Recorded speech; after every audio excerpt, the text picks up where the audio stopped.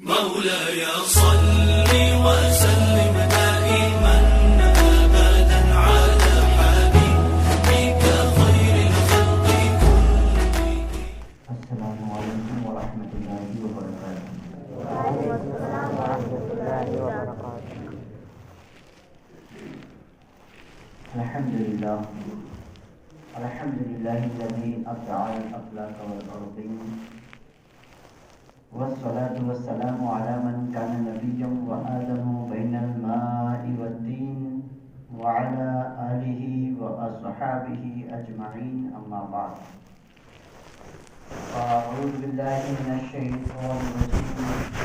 بسم اللہ الرحمن الرحیم. قال النبی صلی اللہ تعالی علیہ وسلم: طلب الحلال فریضۃ علی کل مسلم.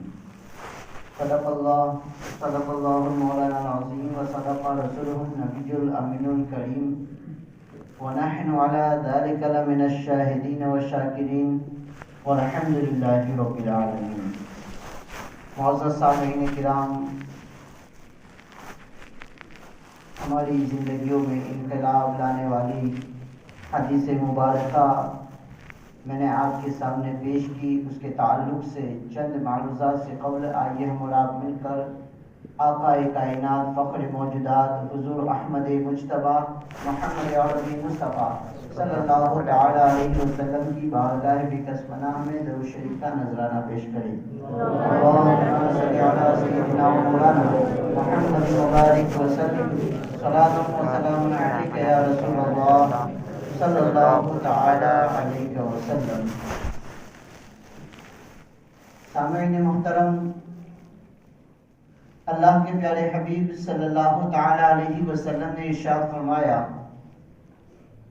طلب الحلال فریضۃ علی کل مسلم. حلال رزق کا طلب کرنا ہر مسلمان پر فرض ہے.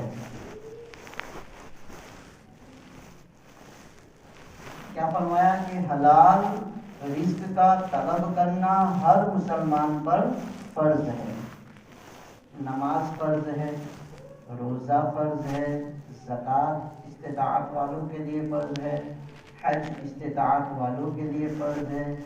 جس طریقے سے یہ ساری چیزیں فرضیت میں شامل ہوتی ہے، اللہ کے حبیب فرماتے ہیں کہ اکل حلال یعنی حلال کھانا اور حلال کمانا یہ بھی ایک اہم ترین عبادت اور ایک اہم ترین فریضہ ہے.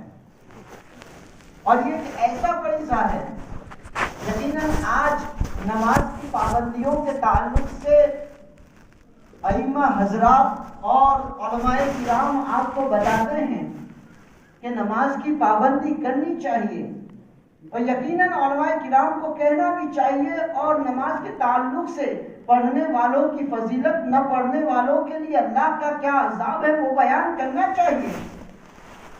آج علماء کرام حج کی فرضیت کے تعلق سے بتا رہے ہیں کہ حج فرض ہے.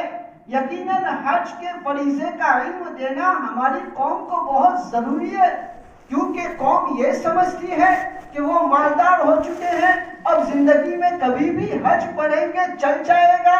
ہم کبھی اس سال حج کی فرضیت ہو جانے کے باوجود وہ دیگر کاموں میں مشغول ہے، اور مشغول ہونے کی وجہ سے وہ حج کو نہیں جا رہے ہیں، حالانکہ استطاعت ہے اور حج تک پہنچنے میں کوئی چیز روکنے والی نہیں ہے، اس کے باوجود حج کو نہیں جا رہے ہیں. تو حج کی فرضیت کا جو علم دیا جا رہا ہے یقیناً دینا چاہیے، کیونکہ اللہ کے نبی نے فرمایا کہ جس پر حج فرض ہوئی اور وہ ادا کرنے میں دیر کرتا ہے تو ہو سکتا ہے کہ وہ یہودی ہو کر کے مرے یا نصرانی ہو کر کے مرے، یعنی اس کا ایمان سلامت نہ رہے. ہو سکتا ہے. یقیناً یہ علم ہمیں دینا چاہیے. آج زکوٰۃ کے تعلق سے بتایا جا رہا ہے، آج روزوں کے تعلق سے بتایا جا رہا ہے. یقیناً یہ ساری چیزیں ہونی چاہیے، لیکن میں آپ کو یہ کہنا چاہتا ہوں کہ یہ ساری چیزیں طاقت پر نربھر ہوتی ہے. کہ آپ کے بدن میں طاقت ہے تو آپ کر رہے ہیں، آپ کے بدن میں کھڑے ہونے کی طاقت ہے تو نماز پڑھ رہے ہیں، سجدہ کرنے کے لیے اعضاء سلامت ہے، سجدہ کر رہے ہیں، روزے میں بھوکے رہنے کی طاقت ہے، آپ کا بدن اس قابل طاقتور ہے، پاورفل ہے کہ وہ آپ غروب آفتاب تک پیاسے اور بھوکے رہ سکتے ہیں، آپ طاقتور ہے تو وہ روزہ ادا کر رہے ہیں، آپ حج کی فرضیت ادا کر رہے ہیں، طاقتور ہے تو آپ حج کی فرضیت ادا کر رہے ہیں۔ میں پوچھنا چاہتا ہوں کہ نماز پڑھنے کی طاقت، روزہ رکھنے کی طاقت، حج ادا کرنے کی طاقت کہاں سے آتی ہے؟ جب غذا شکم میں جاتی ہے تو بدن میں طاقت آتی ہے، اگر غذا شکم میں نہ جائے تو آدمی کمزور ہوتا ہوا نظر آتا ہے۔ پتہ چلا کہ یہ ساری عبادتیں طاقت پر نربھر کرتی ہے اور طاقت آتی ہے غذا سے، تو اگر غذا صحیح ہے تو وہ طاقت کہ جس کے ذریعے نماز ادا کی گئی، وہ طاقت جس کے ذریعے روزہ رکھا گیا، وہ طاقت جس کے ذریعے حج کا فریضہ انجام دیا گیا، تو اس طاقت کے ذریعے جتنی عبادتیں کی گئی، اگر حلال رزق سے وہ طاقت آئی ہے تو ساری عبادتیں قبول ہے، اور اگر حرام سے آئی ہے تو ساری عبادتیں مردود ہیں۔ یہ سارا کام طاقت سے ہوتا ہے، وہ طاقت حرام سے بنی ہے۔ تو میرے بزرگوں اور دوستوں، حلال طریقے سے کمانا بہت ضروری ہے، حلال کی طرف ہمیں اپنی توجہ کو مبذول کرنا بہت ضروری ہے۔ آج اتنا کریز ہو چکا ہے مالدار بننے کے لیے کہ فلاں شخص اتنا بڑا مالدار ہے، فلاں نے نئی بائک لی ہے، اس نے KTM لی ہے، اس نے کیا معلوم کون کون سی گاڑی کے نام ہے، اس نے سوئفٹ لی ہے، اس نے آئی-10 لی ہے، کوئی بھی یہ گاڑی لی ہے، وہ فلاں اتنے بڑے بنگلے والا ہے، اس کے پاس تو بلٹ ہے، میں بھی لوں گا۔ اب اس لینے میں جس کے پاس طاقت نہیں ہے وہ الگ راستہ اپنا لیتا ہے، وہ کیا ہے؟ الگ راستہ اپنا لیتا ہے۔ اب وہ پھر دیکھتا نہیں ہے کہ وہ حرام کے ذریعے لے رہا ہے کہ وہ حلال کے ذریعے لے رہا ہے۔ بس ایک کریز ہو چکا ہے ہمارے نوجوانوں میں بھی کہ نہیں ہمیں یہ چیز لینی ہے تو ہمیں لینی ہے، لیکن کس طریقے سے لینی ہے؟ اسلام نے ہمیں ایسے ہی نہیں چھوڑا ہے، قدم قدم پر ہمیں اسلام نے تعلیمات عطا کی ہیں، عبادت کی تعلیمات، رزق کی تعلیمات ہمیں اللہ تبارک و تعالیٰ اور اللہ کے پیارے رسول صلی اللہ علیہ وسلم نے عطا کی ہے۔ ہمیں ان تعلیمات کے مطابق کام کرنا ہے۔ اگر اس تعلیمات کے مطابق ہم اگر مالدار ہو رہے ہیں تو یقیناً وہ مال ہمارا وہ عثمان غنی کے خزانے کا مال ہے، وہ حضرت عبد الرحمن ابن عوف کے خزانے کا مال ہے یقیناً۔ اور اگر ہم نے راستہ دوسرا اپنا لیا ہے تو وہ پھر وہ خزانہ حضرت عثمان غنی کا نہیں ہے، وہ خزانہ پھر حضرت عبد الرحمن ابن عوف کا نہیں ہے، وہ خزانہ پھر غوث اعظم دستگیر کا نہیں ہے، وہ خزانہ پھر امام اعظم ابو حنیفہ کا نہیں ہے، بلکہ وہ خزانہ قارون کا ہے، وہ نمرود کا ہے، وہ فرعون کا خزانہ ہے۔ اور اس فرعون کے خزانے کا کوئی آپ کو معلوم ہے کہ وہ فرعون کا خزانہ، اس خزانے نے نہ فرعون کو کامیاب کیا، نہ نمرود کو کامیاب کیا، نہ قارون کو کامیاب کیا، بلکہ وہ خزانہ انہیں لے کر کے ڈوب گیا۔ اسی طریقے سے وہ خزانہ جو آپ کے پاس آیا ہے، وہ مال جو آپ کے پاس آیا ہے، وہ اگر صحیح راہ کا ہے تو وہ آپ کو ابھارے گا، اور اگر صحیح راہ کا نہیں ہے تو ایسا ڈبائے گا، ایسا ڈبائے گا کہ بروز قیامت اللہ اور اس کے رسول کے سامنے ہم اپنا چہرہ بھی لے جانے کے قابل نہیں رہیں گے۔ تو میرے بزرگوں اور دوستوں، یقیناً کوششیں کرنی چاہیے، یقیناً ہمیں رزق کمانے کے لیے اور مال جمع کرنے کے لیے ہمیں کوششیں کرنی چاہیے۔ اسلام نے منع نہیں فرمایا ہے، ایسا نہیں کہ مالدار ہونا گناہ ہے، ہرگز ہرگز نہیں، اسلام نے منع نہیں فرمایا ہے۔ مالدار بننے کی کوشش کیجئے، لیکن حلال طریقے سے اسے اپنانے کی کوشش کیجئے، کیونکہ اگر ہم دوسری راہ پر چلے گئے تو پھر نتیجہ آپ کو معلوم ہے کہ اللہ کے رسول صلی اللہ تعالی علیہ وسلم نے ارشاد فرمایا کہ جس کی پرورش حرام کے لقمے سے ہوئی، جس کی پرورش حرام کے لقمے سے ہوئی، وہ جسم کبھی جنت کے اندر داخل نہیں ہوگا، اللہ کبھی وہ جنت کے اندر نہیں جائے گا۔ وہ جسم جو بڑا ہوا ہے حرام سے، روتری اس گوشت میں، اس ہڈی میں جو آئی ہے حرام سے آئی ہے، تو وہ جنت کے اندر داخل نہیں ہوگا۔ آج ہم کہتے ہیں ہماری دعائیں قبول نہیں ہوتی ہے، ہم اتنی دعائیں کرتے ہیں لیکن ہمارا دین بدلتا نہیں ہے۔ کیا معلوم کیا وجہ ہے کہ ہمارے جو ایام ہے اور ہماری جو حالت ہے وہ بدلتی نظر نہیں آ رہی ہے۔ اللہ اکبر، کیسے بدلتی نظر آئے گی؟ حالانکہ اللہ تو ارشاد فرماتا ہے ادعونی استجب لکم، کہ مجھ سے مانگو میں تمہیں عطا کروں گا، دعا کرو میں قبول کروں گا۔ اللہ کا ارشاد ہے، مانگنا چاہیے، دعا کرنی چاہیے۔ اللہ کا ارشاد ہے مانگو میں تمہیں عطا کروں گا، میں دوں گا، میں قبول کروں گا اسے۔ لیکن آخر ایسا کیوں کہ ہماری دعا کے اندر قبولیت نہیں آ رہی ہے؟ ہم جو مانگ رہے ہیں ہمیں نہیں مل رہا ہے، ایسا کیوں ہے؟ اللہ کے پیارے رسول صلی اللہ تعالی علیہ وسلم کی بارگاہ میں ایک صحابی آئے، عرض کی یا رسول اللہ صلی اللہ تعالی علیہ وسلم، میں چاہتا ہوں کہ میں جب جب دعا کروں اللہ تبارک و تعالیٰ اسے قبول کرے۔ یا رسول اللہ کوئی ایسا عمل بتائیں کہ میری دعا قبول ہو جائے، میری دعا کبھی رد نہ کی جائے، ایسا عمل بتائیں۔ تو اللہ کے رسول صلی اللہ تعالی علیہ وسلم نے ارشاد فرمایا کہ سچ بولا کرو اور حلال کھایا کرو، سچ بولا کرو، حلال کھایا کرو، مستجاب الدعوات بن جاؤ گے، یعنی تمہاری دعائیں قبول کی جائے گی، رد نہیں ہوگی۔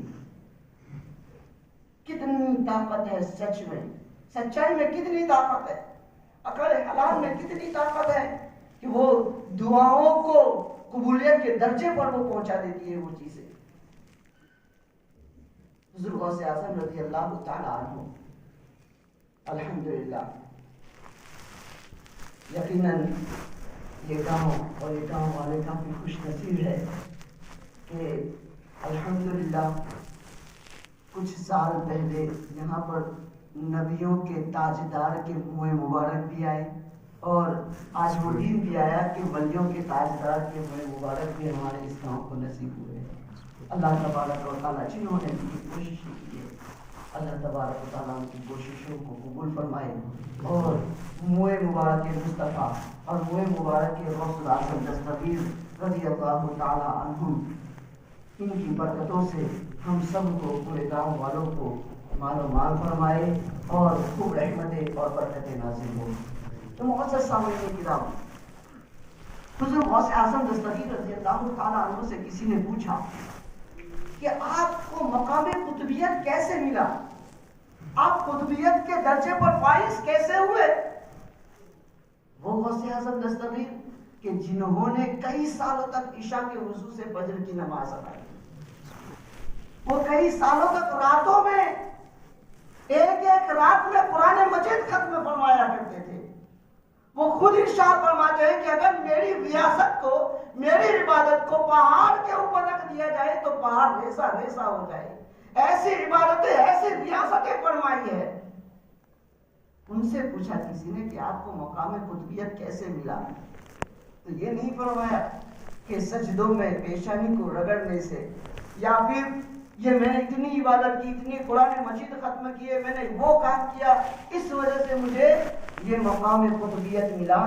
آپ نے ارشاد فرمایا، غور کرو غوث اعظم کے چاہنے والوں، غوث اعظم رضی اللہ تعالیٰ عنہ کی نیاز بنا کر کھلانے والوں اور کھانے والوں، غور و فکر کرو۔ غوث اعظم نے ارشاد فرمایا کہ جو مجھے مقام قطبیت ملا ہے، وہ مقام قطبیت کیا ہے؟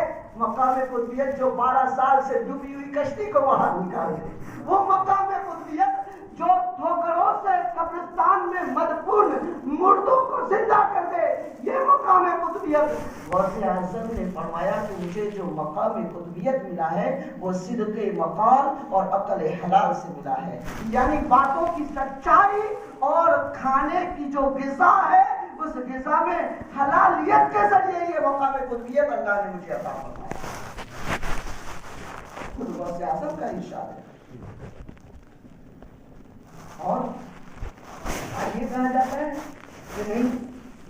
सच बोलेंगे तो हमारा कारोबार ही नहीं चलेगा। झूठ तो मौलाना साहब बापू बोलना ही पड़ेगा, झूठ बोले बगैर तो काम ही नहीं होगा, क्योंकि हम अगर उनको सच की कीमत बता देते हैं तो फिर वो नफा भी हमें नहीं देते हैं, झूठ तो बोलना ही पड़ेगा। अरे हो ताजिर, एक कारोबार करने वाले, मैं पूछना चाहता हूँ कि तुम्हारा कारोबार कहाँ तक फैला हुआ है? केशवन में, केशवन से आगे वागड़ा तालुका तक, चलो वागड़ा से आगे भरूच जिले तक, चलो भरूच से आगे गुजरात सूबे तक, इतना कारोबार है ना हमारा। अब हो सकता है कि किसी एक का 100 में से किसी एक का हिंदुस्तान लेवल पर कारोबार हो सकता है किसी का 1-2 मुल्क में यहां से माल जाता हो, इंग्लैंड है या अफ्रीका है, बस इतना होगा, इससे ज्यादा तो नहीं है। और आप में से कौन इतना मालदार है कि जो हर दिन नए कपड़े पहनता हो? कोई इतना मालदार है कि हर दिन नए कपड़े पहनता हो, एक मर्तबा पहना, कभी दोबारा उसको नहीं पहना? कोई इतना मालदार है? अरे कोई गौसे आजम जैसा ताजिर मुझे नजर नहीं आ रहा है कि इतनी बड़ी तिजारत उनकी कि कई कई मुल्कों तक, ऐसा नहीं कि सिर्फ इराक के अंदर, ऐसा नहीं कि सिर्फ बगदाद शहर के अंदर, कई कई मुल्कों तक उनका माल तिजारत जाया करता था। और एक कपड़ा जब ज़ेबे तन किया, दोबारा वो कपड़ा नहीं पहनते थे, वो उसे तकसीम फरमा दिया करते थे। और इतना कीमती लिबास होता था कि बादशाह वक्त को भी वो मैसर नहीं होता था। ऐसा कीमती लिबास गौसे आज़म पहना करते थे। इतना बड़ा ताजिर है कोई? तो क्या इतनी सारी चीजें, इतनी सारी कसीरुल औलाद भी थे, और सबको खाना खिलाने की आदत भी थी उनकी, लंगर भी बनता था, सब कुछ होता था। तो ये ऐसे तो नहीं था, तिजारत में नफे के जरिए तो हो रहा था। तो मुझे बताओ कि गौसे आज़म जो खुद फरमाते हैं कि मकामे कुतुबियत जो मुझे मिला है वो सिद्के मकाल और अकल हलाल के जरिए मिला, उसमें कितनी ताकत कि अल्लाह ने इतना ज्यादा नफा अता फरमाया, अल्लाह ने इतनी ज्यादा उन्हें, अल्लाह तबारक व तआला ने इतनी ज्यादा बरकतें अता फरमाई। तो ये तो झूठ बोले बगैर कारोबार हुआ है। उन्होंने तो बचपन में भी कभी झूठ नहीं बोला, जैसा कि आपको मैंने बताया। झूठ बोले बगैर ये इतना बड़ा कारोबार चला है। और वो तो खर्च भी इतना किया करते थे अल्लाह की राह में, जितना हम कमाते ना उसमें से कुछ भी खर्च नहीं करते, ऐसा समझिए, इतना ज्यादा खर्च किया करते थे। उसके बावजूद अल्लाह तबारक व तआला ने इतनी माल और दौलत से उन्हें नवाजा। मुझे बताए कि ये अकले हलाल और सिद्के मकाल के जरिए तो नफा मिला है, और आप कहते हैं कि कारोबार में झूठ नहीं बोलेंगे तो कारोबार नहीं चलेगा। इमाम आज़म अबू हनीफा, कैसा कारोबार रहा उनका? कपड़े की तिजारत वो किया करते थे। कभी कपड़ा ऐबदार हो जाए तो वो चाकर को बता दिया करते थे, जो दुकान में काम करने वाला होता था बता देते थे कि ये ऐब बता करके उसे बेचना। और हम कहते हैं कि मोबाइल में अगर कुछ खामी है तो उसे बताना नहीं है कि ये हैंग करता है या ऐसा होता है, बेच देना है उसे, धोखा देकर के काम करना है, बताना नहीं है उसका ऐब। हालांकि ऐबदार चीज को इस तरीके से सामने वाले खरीदार के सामने इस तरह पेश करना जैसे ये बहुत अच्छी चीज है, कोई ऐब नहीं है उसमें, इस तरीके से उसको धोखा दे करके बेचना ये गलत है। और उससे कमाया हुआ जो नफा होगा वो नफा भी हराम रिस्क में शुमार किया जाता है, हराम चीज में वो शुमार किया जाता है। और आपको कहा किसने है कि आप ये कहिए कि मैं इतने में लाया हूं? कितने ताजिर तो ऐसा क्या खुदा की कसम मुझे 200 रुपये में पड़ा है, मैं 200 रुपये में लाया हूं, खुदा की कसम। हालांकि वो लाया हुआ है 150 रुपये में या 100 रुपये में, वो खुदा की कसम भी खा लेता है, क्योंकि खाने पर देखा नहीं बिकेगा। अरे तुझे कहा कि हमें कीमत बताओ, बस मुझे नहीं पड़ेगा, मैं इतने में आपको नहीं दे सकता हूं। सामने खिलाओ, हलाल तरीके से रिस्क कमाने की कोशिश करें। और आखिर इसकी वजह क्या है वो भी मैं आपको बता देना चाहता हूं कि हमारे बुजुर्गों ने अपने बच्चों को आमादा किया है इसके ऊपर। हमारे बुजुर्ग भी घर के अंदर क्या करते हैं, کہ دیکھو فلاں کا لڑکا کتنا آگے نکل گیا، وہ کتنا پاورفل بن رہا ہے، اور تم کیا کر رہے ہو؟ احساس کمتری میں اسے ڈال رہے ہیں، اسے احساس کمتری میں ڈال رہے ہیں۔ یقیناً وہ اگر بچہ نہیں جا رہا ہے کمانے کے لیے تو پھر اسے اللہ کے پیارے رسول صلی اللہ علیہ وسلم کے پیارے صحابی کے فرمان کے مطابق اس کی آپ تعلیم کیجئے، اس کی آپ تربیت کیجئے۔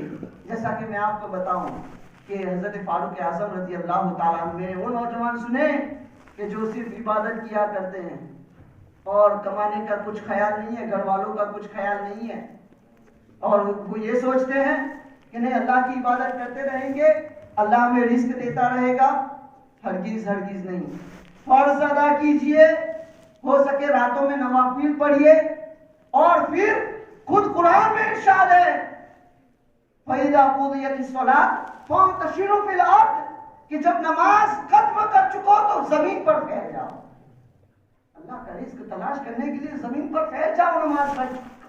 نماز پڑھ چکو تو مسجد پڑے رہنے کی جگہ نہیں ہے، مسجد تو یہ کھڑے رہنے کی جگہ ہے کہ جہاں پر کھڑے ہو کر کے اللہ کی عبادت کرو، اللہ کی عبادت ختم ہو جائے، کچھ امراض و وسائل ختم ہو جائے، آپ نکلیے، اپنے گھر والوں کی بھی فکر کیجئے۔